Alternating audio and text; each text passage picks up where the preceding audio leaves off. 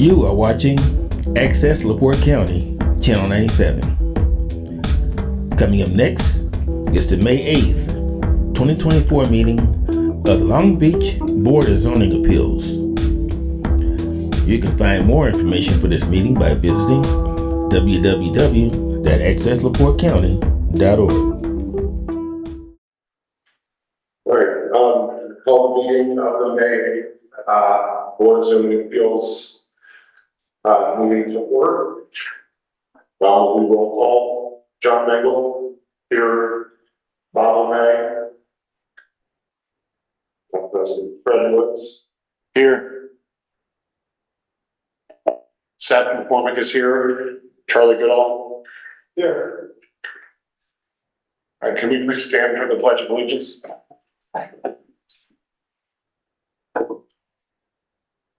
I pledge allegiance to the flag of the United States of America, and to the republic which stands one nation under God, indivisible, with liberty and justice.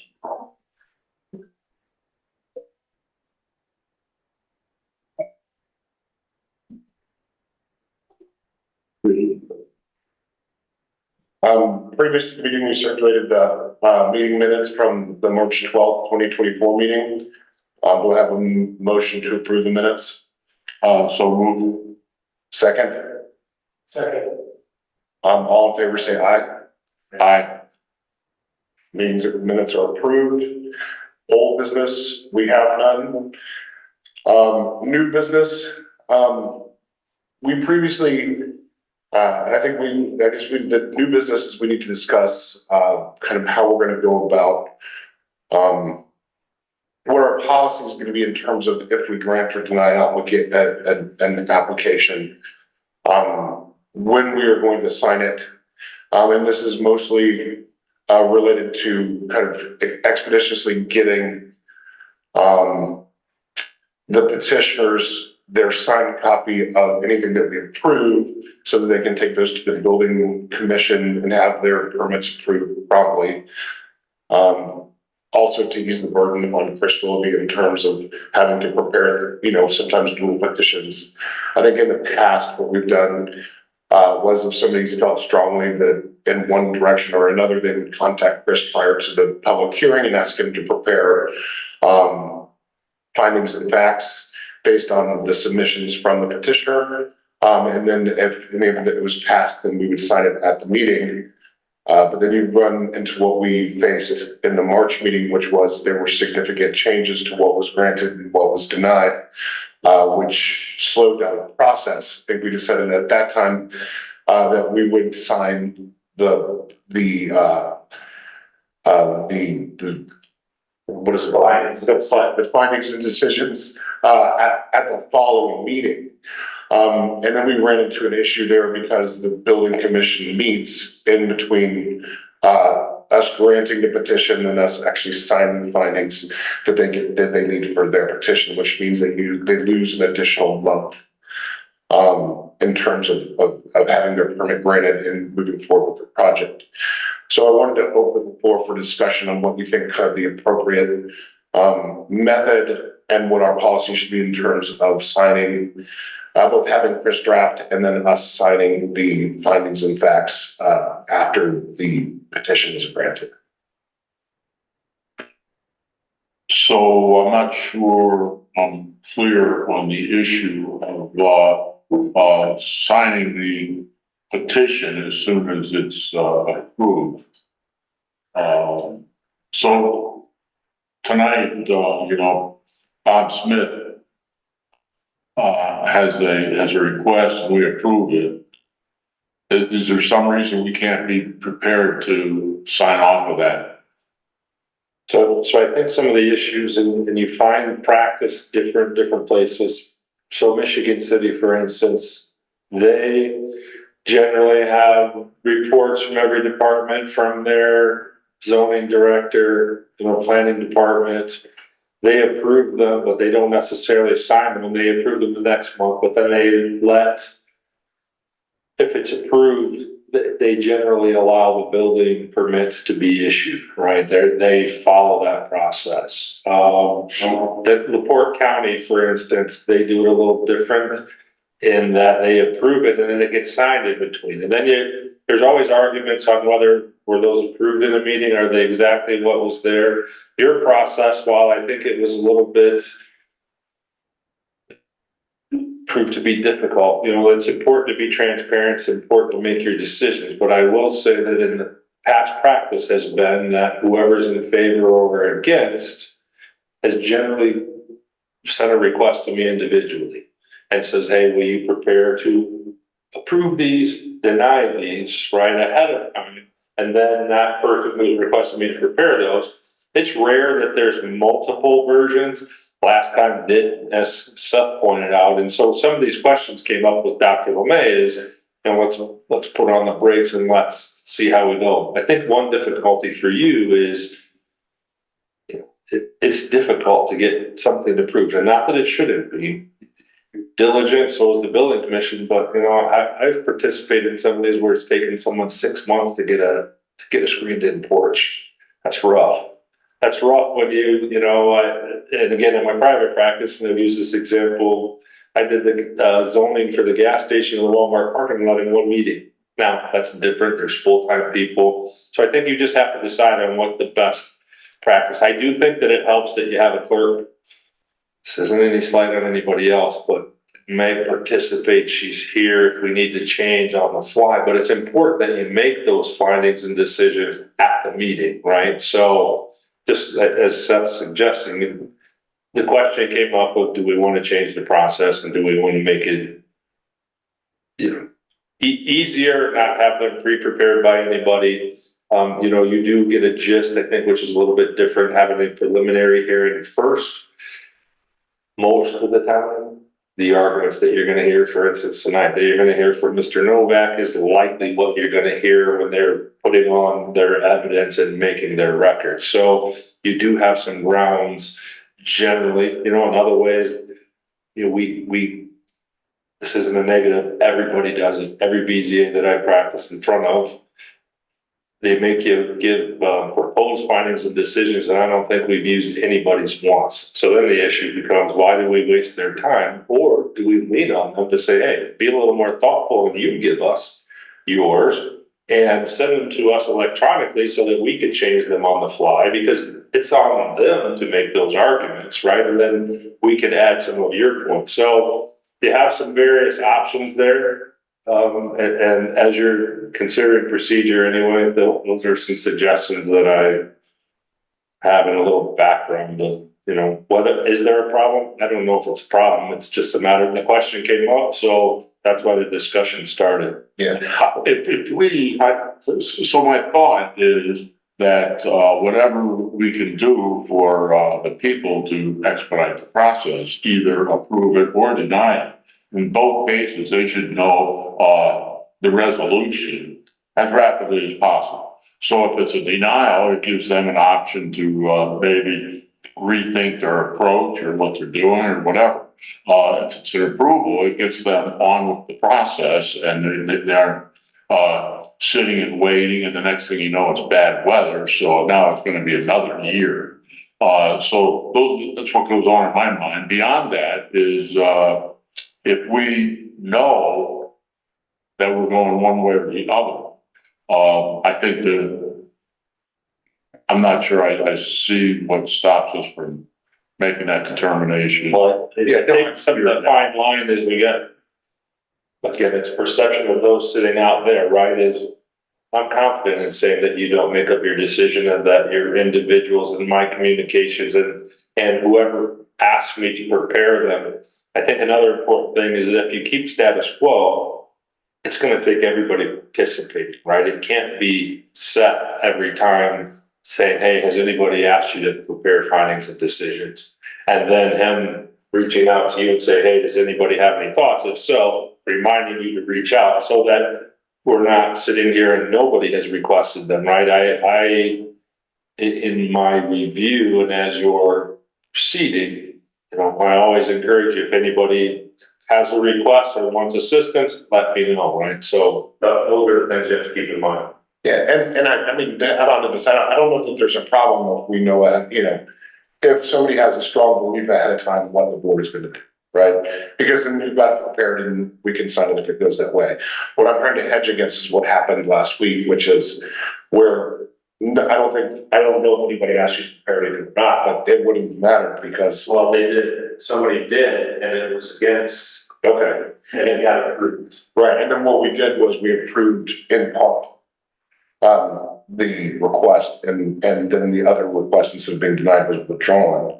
And then we decided, well, give Chris some time to prepare these.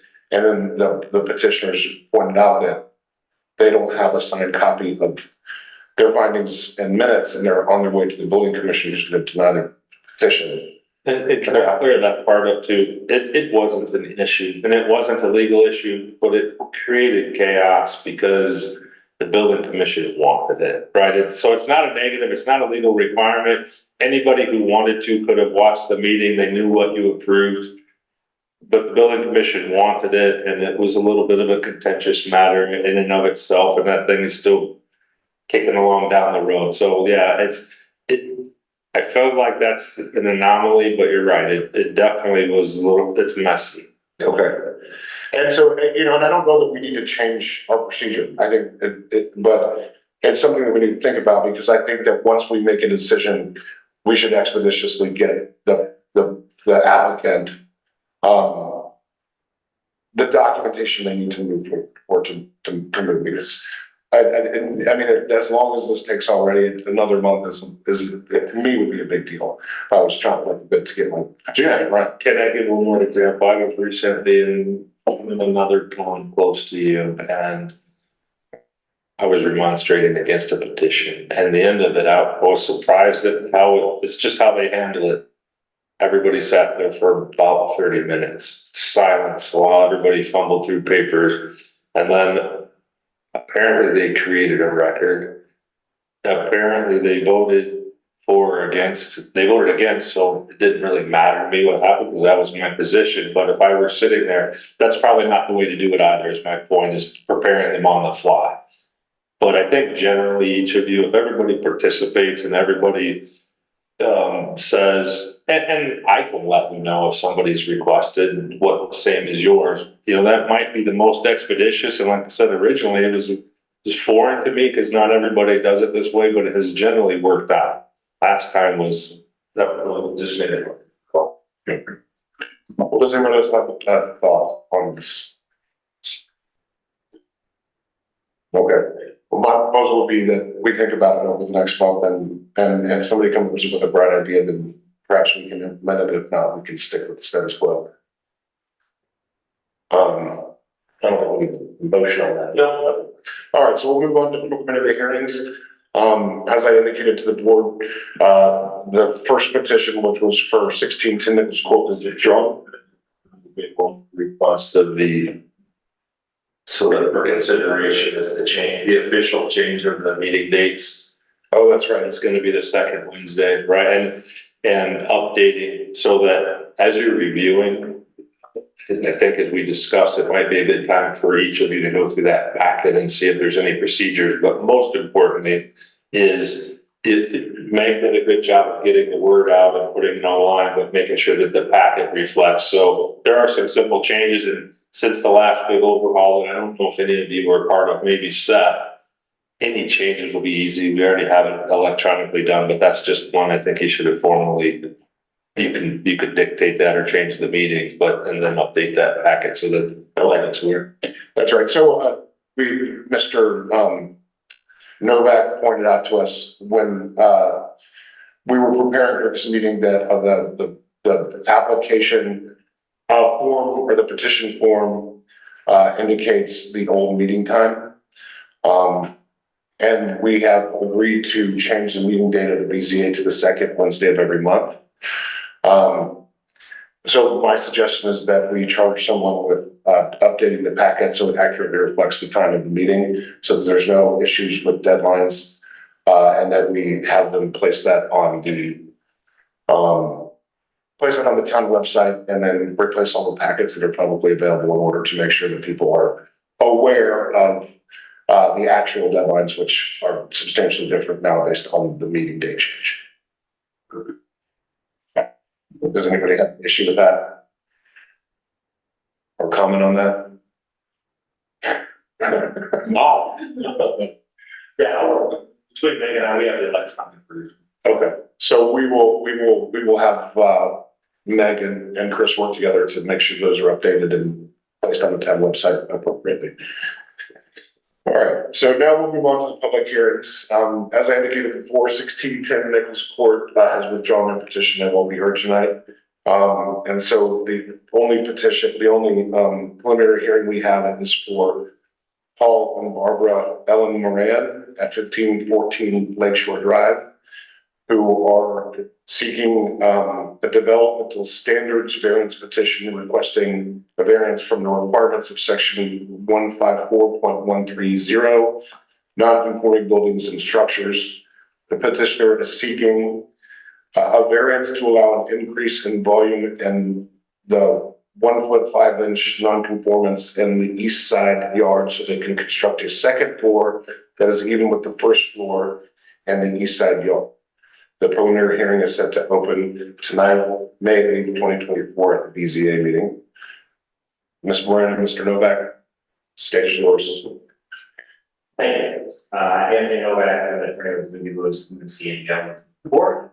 And the petitioner, the things call her. Her and her husband own the property at 1514 Lakeshore Drive. As that indicated, they're requesting a development standard variance. So, this property was built in 1918. Given how old it is, there's a lot of pre-existing non-conformance that exists. They were trying to do a renovation that's going to improve the functionality. They want to renovate the existing floor and then ultimately construct a second floor. Specifically with respect to setbacks, we have the following pre-existing non-conformances. 3 feet encroachment into the west side yard. As Seth indicated, 1 foot 5 inch encroachment on the east side yard, and a 12 foot 6 inch encroachment in the front yard, which is along Lakeshore Drive. So with this renovation, they will eliminate 2 of the 3 encroachments. They're going to eliminate the 3 foot on the west side. They're going to eliminate they're going to eliminate the 3 foot on the west side. The front yard, which is that 12 foot 6 inch encroachment, that will not be changed on the first floor. The second floor will be constructed consistent with the setback. So there will be no volume increase in the front yard. On that east side yard, right here, the 1 foot 5 inch encroachment would remain. And then the second floor that would be constructed would be flush with the first floor. So therefore, it'd be an increase in the volume of the non-conformance. So like many other properties on Lakeshore Drive, this property is very unique in how it sits, how it was platted. Because of its historical nature, without its variance, the owners will not be able to use the property consistent with how they can use their properties. With any client that I have, I stress them to go out and talk to their immediate neighbors and see if they would have any issues with it. Barb has done that. The neighbors to the east, so where the encroachment is at 1516 Lakeshore Drive. So my multiple people at the Stensons and the Iams, they said no objection. The neighbors immediately to the west, the Connors, 1512 Lakeshore Drive, they said no objection. Property immediately across Lakeshore Drive, it's actually owned by Barb and her husband, they certainly no objection. And then there's the property at 1517 Lakeshore Drive, also objection. Clearly that's just my order. I asked Barb to actually get written consents and waivers of objections for the next meeting. So ultimately that is our request, development standard variance as a result of an increase in volume and non-conformance. So we're here to answer any questions as you far along the project.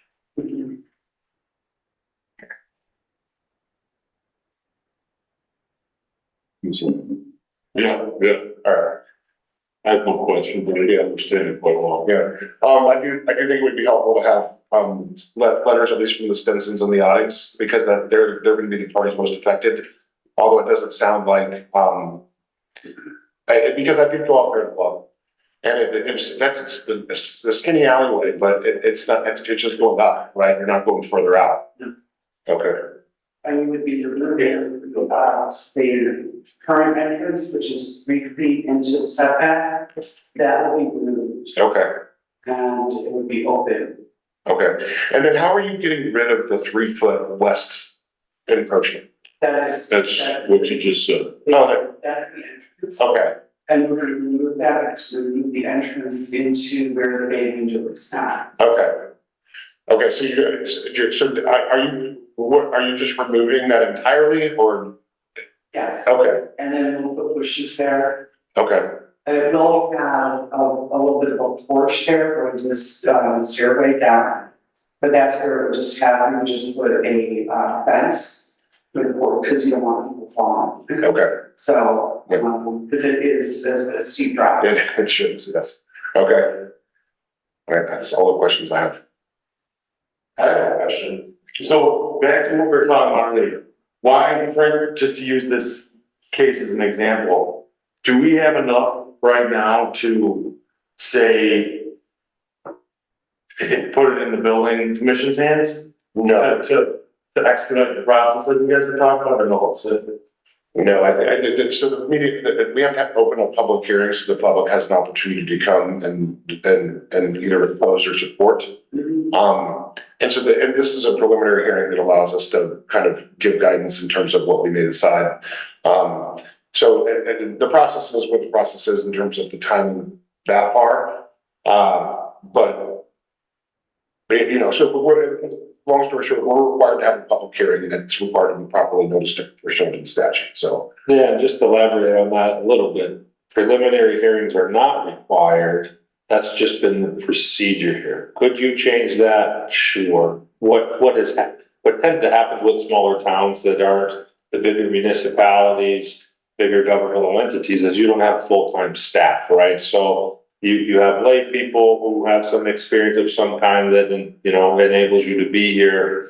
So this preliminary is, it's kind of, you know, an audition for most of the time they're doing exactly here what they're doing there. So to change that, you'd have to do that in the future, say, let's skip this part because we believe they can meet their, and you move the public hearing. That's all statutory, it's part of the code. So while you might have a leaning and you see what you're in favor of and giving them feedback too, as you guys have done in the past, is we'd like to see more information, we'd like to see a rendering of this. It's kind of that opportunity. So then next time Mr. Novak has given his statutory required notices, publication in the newspaper, all of that. So that's, even though you might see enough today, it could not be at the preliminary stage. Okay, Chris, could you confirm that the application is otherwise complete? It is, the statutory section, as we always give everybody warning, I don't know if they've been before the building commission and were denied, or if they're just taking the leap, so that's always the caveat, is you're only considering the relief that they're asking for. As we have seen from the lack of number of meetings we've had over the last year, it was a good change to the zoning code, that this has been the major, we used to have them for non-conformances in this addition and volume, and now it's only in the setback. So they've cited what they need to, in my opinion, based on what's presented here, and otherwise I don't think there's anything other than complying with the notice requirements and, you know, getting ready for the next hearing clients of the public. Yeah, okay, I would move that we set up a public hearing. right, do I have a second on that motion? Second. All in favor, say aye. Aye. Any nays? Okay, see you in the public hearing.